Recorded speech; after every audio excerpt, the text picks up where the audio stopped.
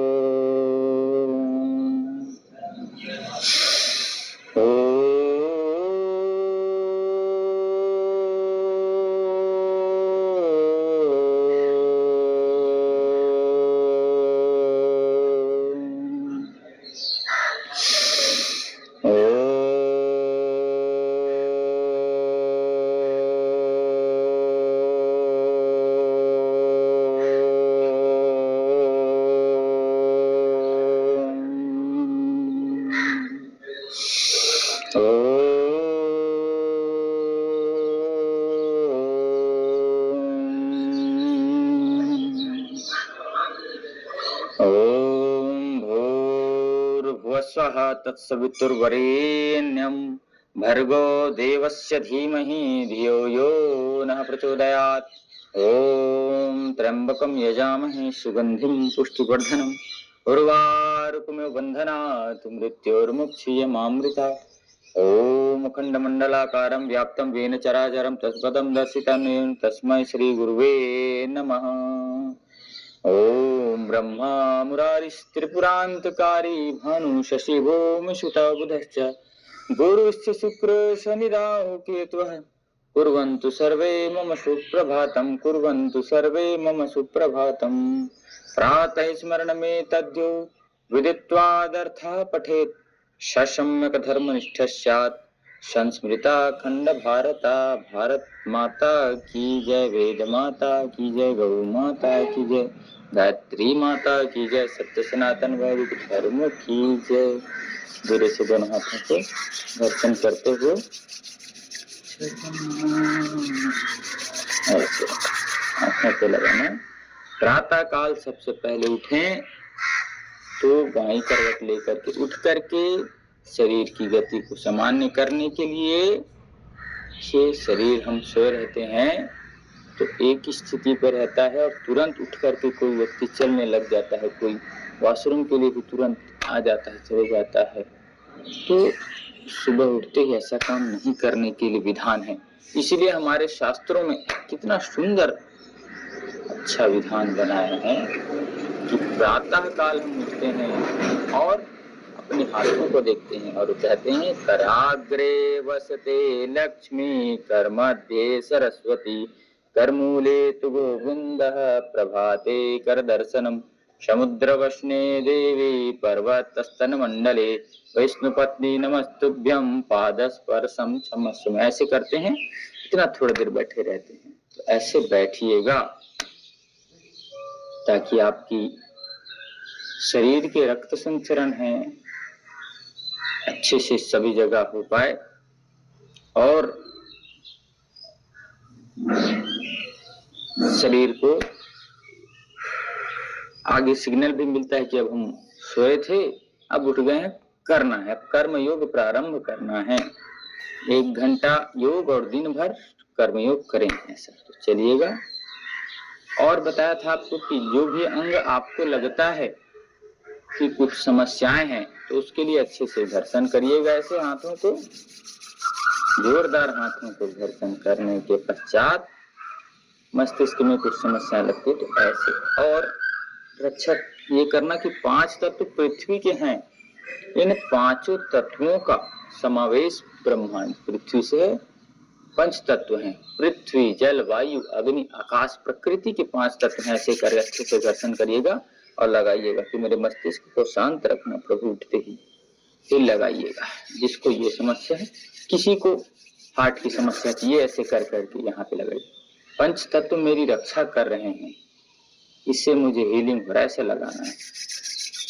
किसी को घुटने में दर्द है तो अच्छे से करके एक बार नहीं 5-7 बार करना। मैं आपको दिखाने के लिए एक बार कर रहा हूँ, ऐसे घुटने में लगाएं गर्माहट को, ऐसे फिर घर्षण करें अच्छे से, जोरदार घर्षण करना है, हाथ आपका गर्म हो जाए और गरम गरम उसमें को, और प्रार्थना के साथ की हे प्रकृति देव मेरे इस दर्द को ठीक करें। ऐसे भाव रख करके आप प्रातः काल घर्षण क्रिया के साथ प्रारंभ करें, आपका दिन अच्छा होगा। आपकी जो हीलिंग प्रोसेस है, प्रार्थना के साथ हीलिंग प्रोसेस वो प्रारंभ हो जाएगी। चलिए आप सभी का बहुत बहुत स्वागत है। प्रारंभ करते हैं हम सूक्ष्म अभ्यासों के साथ। विशेष अभ्यासों की क्रिया के लिए प्रतिदिन हम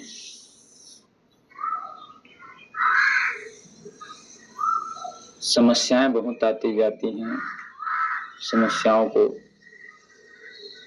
समस्याएं कभी बंद नहीं होगी। जीवन का नाम ही समस्या है, ऐसा बता लीजिए कि जीवन में समस्याएं आती तो आंखें घुमा लेंगे, से कमर गर्दन सीधे रखें, सजगता के साथ जागरूकता के साथ। हे प्रभु तुम शक्तिशाली हो, बनाते सृष्टि को, वेद सब गाते तुम्हें है, कीजिए धन वृष्टि को। ओम संगच्छद्वम गर्दन घुमाई संवदद्वम शंभो मनांसि जानताम, देवा भागम यथा पूर्वे संजाना उपासते।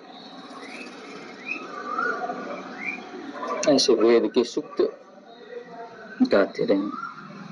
करता रहूं गुणगान मुझे दो ऐसा वरदान, करता रहूं गुणगान मुझे दो ऐसा वरदान। अब उल्टा घुमाए, तेरा नाम ही जपते जपते, तेरा नाम ही जपते जपते, इस तन से निकले प्राण, जप करता रहूं गुणगान मुझे दो ऐसा वरदान। भीतर है भगवान चला रहा है प्राण, तेरा नाम ही जपते जपते, इस तन से निकले प्राण, करता रहूं गुणगान मुझे दो ऐसा वरदान। इस प्रकार करते रहेंगे 20 से 30 बार कम से कम करना है। सुबह दोपहर शाम जैसे हम भोजन करते हैं वैसे इस प्रकार इस अभ्यास को करना है, लेकिन भोजन के 1-1.5 घंटे बाद करना है, इसका ध्यान रखेंगे। फिर कोई दिक्कत नहीं है, भोजन के तुरंत बाद आप वज्रासन में बैठ सकते हैं। 10 बार इस अभ्यास को करना है और प्रार्थना करना, इतनी शक्ति हमें देना दाता, मन का विश्वास कमजोर होना, हम चले नेक रास्ते पे हमसे भूल कर भी कोई भूल होना, इतनी शक्ति हमें देना दाता, मन का विश्वास कमजोर होना, हम चले नेक रास्ते पे हमसे भूल कर भी कोई भूल होना। अब हाथ सामने से कर, हम न सोचे हमें क्या मिला है, हम ये सोचे किया क्या है अर्पण, फूल खुशियों के बांटे सभी को, अपना जीवन ही बन जाए मधुबन, अपनी करुणा का पर तू बढ़ा दे, कर दे पावन हर एक मन का कोना, हम चले नेक रास्ते पे हमसे भूल कर भी कोई भूल हो न से। इसमें भी क्या बोलेंगे इस भजन में, श्वासों के साथ ऐसे 20 बार का अभ्यास कम से कम। हाथ ही होंगे, ये नहीं हिलेगा। कई जने ऐसे ऐसे करते हैं, गलत है। हाथ सीधे एक बार स्थिर हो गया तो वहीं से ऐसे कहूंगा, एक एक ये कर रहे हैं। एक एक तंतु हमारे खुलेंगे, सर्वाइकल नहीं होगा, स्पॉन्डिलाइटिस नहीं होगी, फ्रोजन शोल्डर की समस्या नहीं होगी। तो इसमें भी क्या क्या है, इतनी शक्ति हमें देना दाता। मन का विश्वास कमजोर हो जाए ना हो, मन का विश्वास कमजोर होना, ये नहीं कहा कि तन का विश्वास कमजोर होना, धन का विश्वास कमजोर होना, वैभव का विश्वास कम होना, ऐसा नहीं कहा है। मन का विश्वास कमजोर होना। भजन भी हमें जीवन जीने की राह दिखाते हैं कि हमें मन को अच्छा रखें। मन कहते हैं ना, मन चंगा तो कठौती पे गंगा। जिसका मन चंगा है वह अपने कठौते पे गंगा जी को अवतरित कर सकते। संत रैदास जी, जिसको संत रविदास जी कहते हैं, वो एक मोची का काम करते थे, चप्पल जूता पहनने का काम करते थे। उनकी इतनी अगाध श्रद्धा थी कि कठौता था जिसमें पानी रखते थे, वो चमड़े के बर्तन बनाने के लिए, जूते बनाने के लिए, उसमें गंगा जी अवतरित हो गई साक्षात। उनके ऐसे श्रद्धा होनी चाहिए। ऐसे सीधे हाथ, हाथ सीधे ऐसे कर, ऐसे ऐसे कोहनियां हिलेंगी बस। इतने अच्छे अच्छे अभ्यास हैं, पता नहीं क्या हो गया है हमारे देश को। एक भाव आ जा रहा था, दवाई खा करके हम बीमार क्यों हैं, पढ़ लिख करके हम अनपढ़ क्यों हैं, वैभव होते हुए भी हम गरीब क्यों हैं। कुछ चीजें ऐसी थी, कुछ चीजें लिख करके रखी है मैंने, आज भेजूंगा आपको कि देखना कि हर चीज होने के बावजूद भी, सुविधाएं होने के बाद भी हम लाचार क्यों हैं।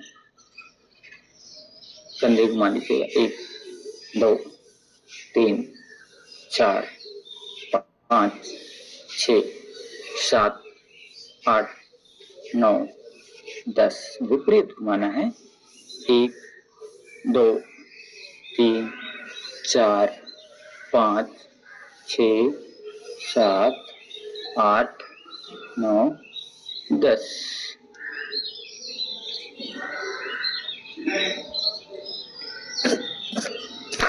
अब दाएं हाथ से बाएं कलाई को, बाएं हाथ से दाएं कलाई को सर के गर्दन के पीछे खींच करके ऐसे अच्छे से रखेंगे। सीना तना हो, पेट अंदर की ओर खींचा हुआ है। फिर इधर से कभी प्यास को पानी पिलाया नहीं, बाद अमृत पिलाने से क्या फायदा। कभी गिरते हुए को उठाया नहीं, बाद में उसको कुछ भी करो कोई फायदा नहीं। हमें सजग जागरूक होकर के अपने लिए तो सब जीते हैं, हमें देश धर्म समाज के लिए जिन्हें कान खींचते हैं, ये मस्तिष्क मजबूत रहेगा। रोज भजन कीर्तन किया करें। हमारी 1-1.5 घंटा की योग क्लास लगती है, उसमें एक भजन हम प्रतिदिन कराते हैं, लेकिन यहाँ समय के अभाव के कारण हम प्रतिदिन ताली के साथ भजन नहीं करा पाते। तो साप्ताहिक भजन अपन प्रारंभ करेंगे कि कम से कम सप्ताह में 1 दिन भजन के साथ, क्योंकि भगवान का भजन जरूरी है। भजन बोलो भगवान के, जरूरी है बाबा। ऐसे खींचिए कानों को और चलिए एक बार मुंह फुलाते हैं अच्छे से, ऐसे मुंह भी फुलाएं ताकि ना ये जो अधर की जो चमड़ी होती है ना, दांत के बीच आ जाता है तो दांत चबा जाता है। तो ऐसे मुंह फुला करके भी रखना चाहिए।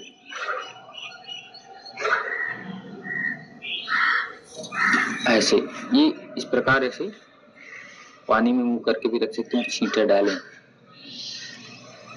तो इधर की मांसपेशियां खींचती हैं। ऐसे तो मांसपेशियां खींचेंगी, अच्छी रहेंगी, ताकि आपके जो दांत चबाते हैं उसके बीच में ये मांस ना आए, इसके लिए ये मुंह फुलाने का काम। ऐसे ऐसे वाला मुंह फुलाने नहीं, गुस्सा क्रोध नाराजगी वाला मुंह फुलाने वाला बात नहीं करना। क्या किससे मुंह फुलाना भाई, जो जो कर रहा है करने दीजिए। आप सभी जानते हैं कुछ दिनों की जिंदगी रहती है, कहते हैं 4 दिनों की जिंदगी रहती है। श्रीमद् भागवत में जब राजा परीक्षित जी को उंगलियां 20 बार करेंगे, 1-2 बार में काम नहीं बनेगा भाई। तो राजा परीक्षित जी को राजा तक्षक नाग के द्वारा डसने की जब बात आई कि तुम्हारी मृत्यु होनी है 7 दिन में, 7 दिन के भीतर राजा तुम्हारी मृत्यु हो जाएगी। अब राजा परीक्षित जी परेशान, क्या करें कैसे करें। अब उसके जगह कोई दूसरा रहता तो मौज मस्ती करके अपनी बचे हुए 7 दिन को बिता देता, ऐसा आराम करके। लेकिन परीक्षित ने क्या सोचा कि धर्मात्मा परिवार के थे, प्रहलाद के पौत्र थे,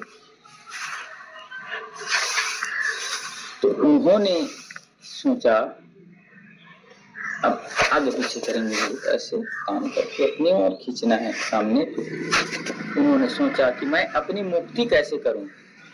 मुक्ति का कोई तू जतन कर ले, मुक्ति का कोई तू जतन कर ले, रोज थोड़ा थोड़ा हरि का भजन कर ले, रोज थोड़ा थोड़ा प्रभु का भजन कर ले। ऐसे तो राजा परीक्षित सब जगह घूमते हुए पूछ रहे हैं और वेद व्यास जी के पास गए और कहा कि किसी व्यक्ति की 7 दिन में मृत्यु होने वाली, तो उन्हें क्या करना चाहिए। तब वेद व्यास जी ने बताया, व्यास जी ने, कि आपको शौनक आदि ऋषियों ने बताया, शौनक आदि 84,000 ऋषि थे, तो उन्होंने बताया, एक आगे करिए एक पीछे करिए, कि जिनकी मृत्यु 7 दिन में हो उन्हें श्रीमद् भागवत कथा का रसपान करना चाहिए, जिसमें जीवन की पूरी माध्यम बताया गया और इहलोक से पार होकर के परलोक में जाने के लिए बताया गया है। तो श्रीमद् भागवत कथा का रसपान तो सुखदेव जी के द्वारा किया गया, सुखदेव जी का अलग वर्णन मिलता है। तो हम ये तो सिर्फ परीक्षित की बात नहीं हुई, आपका और हमारा भी मृत्यु 7 दिन में ही होगा कि नहीं। सोचिए सोचिए सोचिए, सभी समझदार हैं, सभी मेरे से भी बहुत समझदार हैं। सोचिए हमारा और आपका भी मृत्यु 7 दिन में ही होगा, इसको सोच लीजिए। हाँ, वही 7 दिन जो सप्ताह के 7 दिन है, सोमवार से लेकर रविवार, इसी 7 दिन के बीच में हमारा भी जाना होने वाला है। 7 दिन के अंदर सभी को मरना है। 7 दिन हुए ना, तो ऐसे 7 दिन चलो आप ऐसे पकड़ करके घुमाते, तो 7 दिन में मरना है, तो भगवान के नाम को स्मरण करें, अच्छे कर्मों को करें। उसमें भी अच्छे कर्म कैसे करें यह बताया गया है। अपने पूर्वजों की मुक्ति के लिए श्रीमद् भागवत कथा का अनुष्ठान के लिए कहा गया है। श्रोत्रिय ब्रह्मनिष्ठ ब्राह्मण के मुख से आप श्रीमद् भागवत कथा का रसपान करें, और लगता है कि किसी हमारे प्रियजन का मुक्ति नहीं हुआ है, तो उनके फोटो रख करके उनके संकल्प के साथ कि हे हमारे पितृदेव, अगर आपकी मुक्ति नहीं हुई हो तो इस भागवत कथा के साथ आपकी मुक्ति हो जाए, आप अपने लोक पे चले जाएं। ऐसा होता है। तो भागवत कथा के बीच आप देखिएगा 7 एक बांस का खंभा रहता है, उस पे 7 नारियल बंधे रहते हैं। एक एक कथा के दिन एक एक नारियल निकाला जाता है, और वो नारियल पे आप ऑटोमेटिक बीच से टूट जाता रहता है, क्योंकि उससे आत्मा मुक्त हो जाती है। तो श्रीमद् भागवत कथा जो भी चाहते हैं कि हमारे पूर्वजों की मुक्ति हो, अगर नहीं हुई हो तो यथा सामर्थ्य भाई इस कथा का आयोजन करना चाहिए।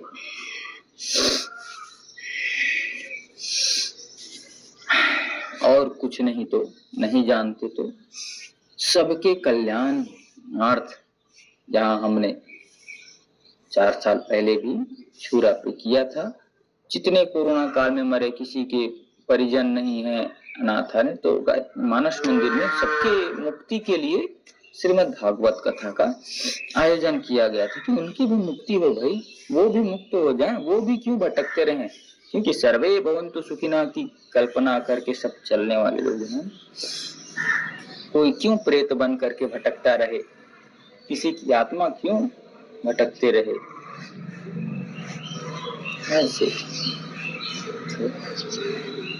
ऐसे अपने आप को भी संवारना है, दूसरे को भी संवारना है। चलिए दूसरे पैर को ऐसे अच्छे से घुमाते हैं। तो श्रीमद् भागवत कथा श्रवण करिए। श्रवणम कीर्तनम विष्णु स्मरणम पाद सेवनम अर्चनम वंदनम दास्यम सख्यम आत्म निवेदनम। सबसे पहला है नवधा भक्ति में श्रवणम, भगवान की कथा का श्रवण करना। कई जने कहते हैं ना हमारे पास समय नहीं है जी, यह समय इतना है कि बोर हो रहे हैं जी किसी दिन। चलिए कथा सुनते हैं, कथा सुनाते हैं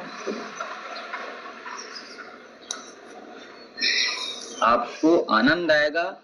आप जो बाकी समय किसी भी अन्य प्रपंच से लगे रहेंगे, उस समय तक आपकी मुक्ति होगी, उतने समय तक आपका मन शांत रहेगा, आपको कथा सुनने को मिलेगी।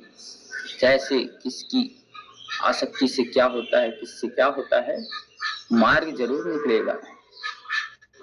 कभी भी आस पास में श्रीमद् भागवत कथा होती है, कह करके श्रद्धा पूर्वक बैठ करके कथा का रसपान कीजिए, कथा के सारे तत्व को कहिए। लेकिन आजकल के तो ये हो गया, खाली नाचने गाने में ही नाचना गाना एक भगवान को ठीक है कुछ, लेकिन सिर्फ नाचना गाना, कथा इतना सा कर देना, ऐसा नहीं भैया। कथा इतना करिए, नाचना गाना इतना करिए, तब उद्धार है जीवन में कुछ बदलाव लाने का। तो चलिए पूर्ण तिथि आसन का अभ्यास करते हैं। मैं जितने भी हमारे कथाकार हैं, यहाँ के हो चाहे ऋषिकेश के हो, चाहे वृंदावन के हो, चाहे मध्य प्रदेश के, सबसे संपर्क से मैं बात करता हूँ। व्यास जी ये ऐसा क्यों होता है इतना? तो कहते हैं आजकल के लोग मनोरंजन ज्यादा पसंद करते हैं। आचार्य जी ऐसा मेरे को बोलते हैं। ठीक है कि हमारे पास भी बहुत सारे आचार्यगण हैं जो कथा करते हैं। ऋषिकेश, हरिद्वार, हिमाचल और मध्य प्रदेश से लेकर के अयोध्या धाम तक सारे हमारे पास निमिषारण्य तीर्थ तक चर्चाएं होती रहती, कोशिश करते हैं, बहुत बुलाते हैं, लेकिन उनके पास जाने का सानिध्य नहीं मिलता। कथा आदि के माध्यम से हम उन तक पहुंच सकते हैं। तो करना चाहिए, कराना चाहिए, अपने आप को भी शुद्धि मिलेगी, अपने आप की भी मुक्ति होगी। और मैं इसलिए बार बार कहता हूँ, मरने के बाद किसी की मुक्ति की बात मत करें, हम अपने आप को पहले मुक्त कर लें। मैं बोलता हूँ तो कई लोग ऐसे देखते हैं मेरे को। मैं कहता हूँ भैया मरने के बाद किसी की आत्मा को शांति तो ठीक है, लेकिन जीते जी अगर उस आत्मा तत्व को हम शांति नहीं दे पाए तो क्या मतलब।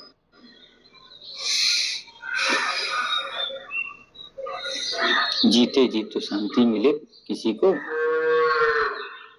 हमारे वाणी से, व्यवहार से किसी को अशांति मिल रही है और उसके मरने के बाद हम जा करके वहां ओम शांति शांति शांति करके ऐसे 5 मिनट खड़े हो जा रहे हैं, तो ये थोड़ा सा अच्छा नहीं है। आप करिए कि हमेशा हर चीज को अच्छे बनाने की कोशिश करें। अपने आप में इतने सबल हो जाइए।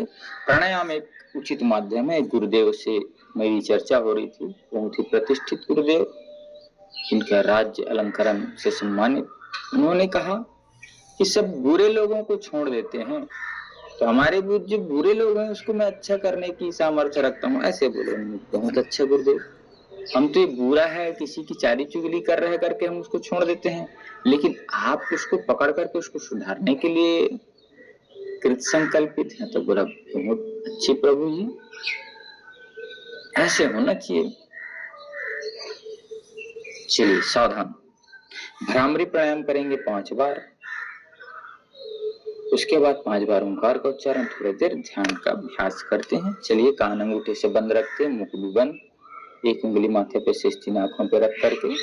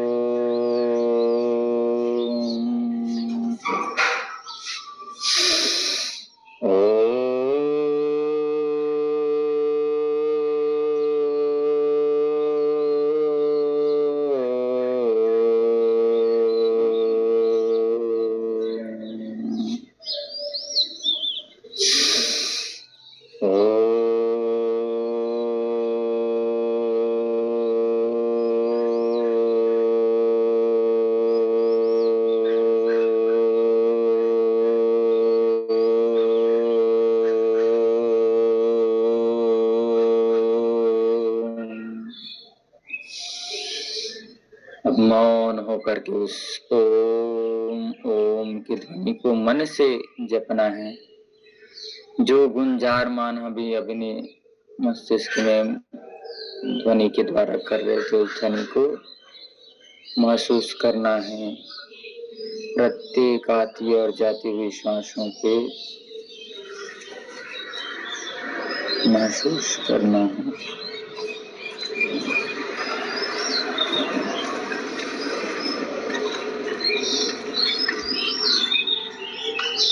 आती और जाती श्वासों पे ध्यान, आती जाती श्वासों पे सजगता के साथ फोकस रखते हुए कमर गर्दन सीधे रख करके मन में प्रसन्नता का भाव, ज्ञान का भाव, खुशी का भाव, आह्लाद का भाव रखते हुए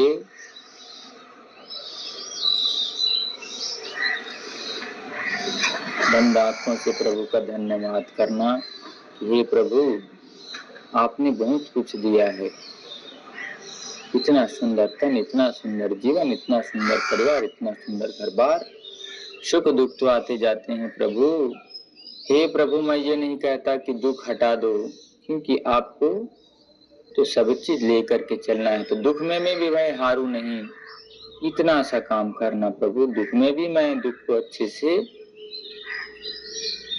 हैंडल कर सकूं और सुख में ज्यादा भावुक ना हूं। ऐसा सामर्थ्य भगवान सम मात्रा में देना। समत्तम योग उच्चते, इसी को कहते हैं प्राणायाम के माध्यम से उस समत्व के भाव को, ओंकार के जप से, ध्यान के अभ्यास से उस दिव्य तत्व को सुख दुख से परे व्यक्ति हो सकता है। धीरे से दोनों हाथों को अच्छे से घर्षण करिएगा, जोरदार, आंखों पे चेहरे पे लगा करके धीरे से। अपने आप को लगता है ना कि मैं बदलना है, कुछ करना है। मैं सुख में एकदम ज्यादा सुखी ना हूं, दुख में एकदम ज्यादा टूटू नहीं, तटस्थ रहूं हर जगह। मेरी ये बुरी आदतें हैं, उसको छोड़ना चाहता हूं। मेरी नींद समय से नहीं है, उसको करना चाहता हूं। मेरी दिनचर्या समय से नहीं है, उसको ठीक करना चाहता हूं। मेरा मस्तिष्क ठीक से काम नहीं करता, ये करना चाहता हूं। तो उसके लिए आपको प्राणायाम के शरण में आना ही पड़ेगा। तो चलिए, ठंडकता शरीर में लाने के लिए हम शीतकारी प्राणायाम का अभ्यास करते हैं, दोनों हाथों को बीच करके।